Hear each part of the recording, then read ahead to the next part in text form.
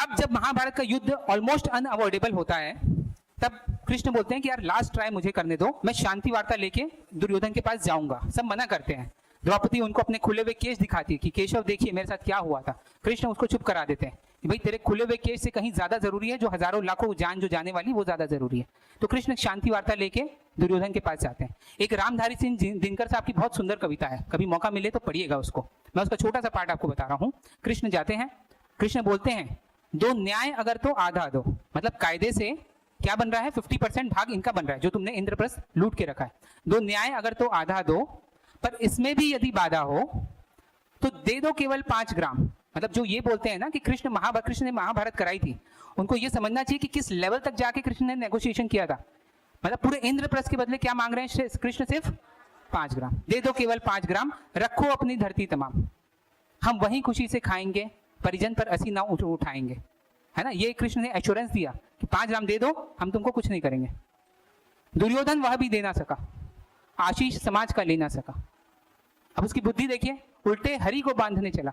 जिसको आज तक माया ना बांध पाई है उसको बांधने चला, जो था असाध्य वो साधने चला।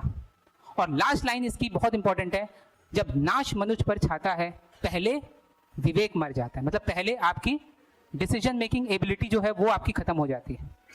और फिर उसके बाद बहुत कृष्ण हुंकार भरते हैं, हरि ने भीषण हुंकार किया, अपना स्वरूप विस्तार किया, डगमग डगमग दिग्गज डोले, भगवान कुपित होकर बोले जंजीर बढ़ा के साथ मुझे, हाँ हाँ दुर्योधन बांध मुझे।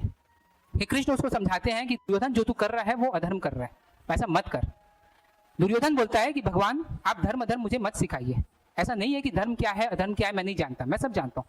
मैं जानता हूँ कि ये अधर्म है, जो मैं कर रहा हूँ वो अधर्म है, लेकिन मेरी प्रॉब्लम ये नहीं, मेरी प्रॉब्लम है कि मैं इससे दूर नहीं रह सकता। बहुत फेमस श्लोक है महाभारत का, जानामि धर्मम न च मैं प्रवृत्ति। मतलब मैं जानता हूं कि धर्म क्या है, लेकिन मेरी प्रवृत्ति में नहीं है उसको फॉलो करना।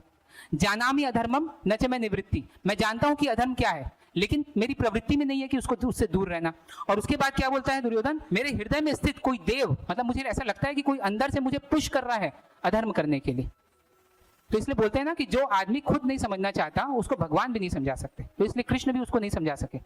Now to your surprise, Arjun भी यही चीज गीता के समय में बोलता है, ऑलमोस्ट सेम वर्ड्स है अर्जुन, लेकिन एक रिक्वेस्ट की फॉर्म में बोलता है कि ये मेरी प्रॉब्लम है और इससे मैं कैसे दूर हो सकता हूँ। This was actually the difference between Duryodhan and Arjun, and this is the reason why Gita was orated to Arjun and not Duryodhan. जब तक आप खुद सीखना नहीं चाहते हैं, जब तक आप खुद बदलना नहीं चाहते हैं, इवन भगवान भी आपको नहीं बदल सकते।